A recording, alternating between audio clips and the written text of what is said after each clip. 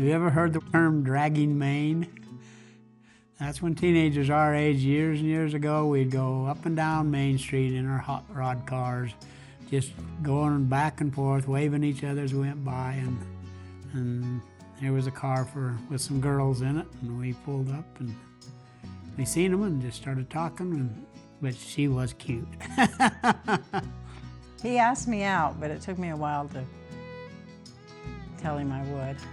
She hadn't seen my sporty Firebird yet, so.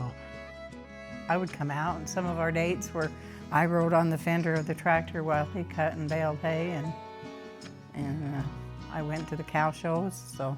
Cindy was very supportive and just part of it, and she had kind of grown up with an agricultural background anyway, so. Growing up, we had a little old dairy and had just a couple milkers. And at that point, I said, well, we can't do it the way we're doing it. We have to build a whole new barn and corrals and everything. And at that point, we did. In 1976, we started.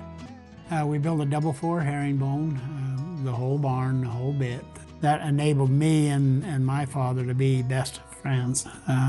We had a passion for what we did like none other. I told him we have to get a larger herd, we had to build on it, and my father was very supportive in that, because if anyone ever knew my father, there's not a man that loved the Holstein cow and farming more than my father. Grew a great bond there, and it was a sad day when I lost my father.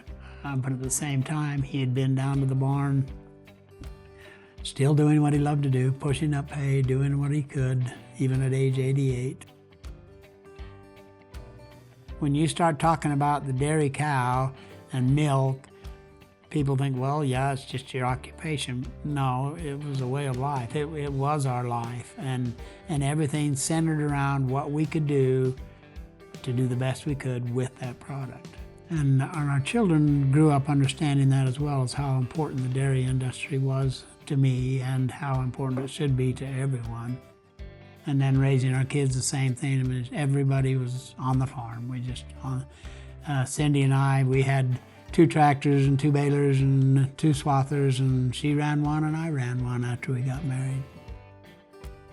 I was dating my wife, Cindy, and I had a beautiful young heifer that was coming up, and people think, oh, you named it after your wife? And I thought, that's the greatest honor I think that a dairyman can do, is to name a cow after their wife. And I named this heifer Cindy. And that cow stayed in the herd for over 19 years. She had over a dozen babies. She would calve on time, and she made fantastic milk records. And I had her up, at the time we were recognized by DHI, she had over 320,000 pounds lifetime. And back then, it was hard to get as much production as they do now. And so it was a remarkable record that she held. The deep appreciation Cindy and I have for all of the dairymen, their friendships, for their loyalty to us, for the loyalty that they showed to their families. And so I would like to express to them, thank you. That's cowboy logic. Every cowboy's got it. It's in the way he lives his life and the songs he sings.